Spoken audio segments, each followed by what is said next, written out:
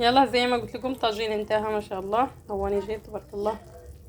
طبعا انا زي ما قلت لكم جيت من السفر طوالي حار عملت لكم الموضوع، لانه توقفنا كنا في فتره لما انقطع علينا الكهرباء في شرق النيل، فكانت والشبكه كان عندنا مشكله في التواصل معكم، لانه كنا احنا طيله فتره الحرب كنا عاملين لنا كورسات مجانيه لوجه الله الكل، يعني الناس اللي كانوا نزحوا من الخرطوم وكذا.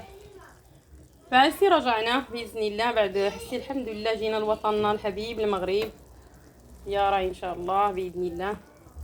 كمان عندي برنامج لكم طويل بتاع داير اعرفكم على الثقافه المغربيه والسياحه هنا في المغرب. المغرب جميل، بلد جميل، ربنا يديم نعمه الامن والامان على المغرب يا رب وعلى كل الاوطان العربيه، يحفظ السودان ان شاء الله. فان شاء الله داير اعرفكم على الثقافه المغربيه وعلى الاعشاب المغربيه والاعشاب كل يعني ما يخص جمال المراه والسياحه وكل شيء ان شاء الله باذن الله.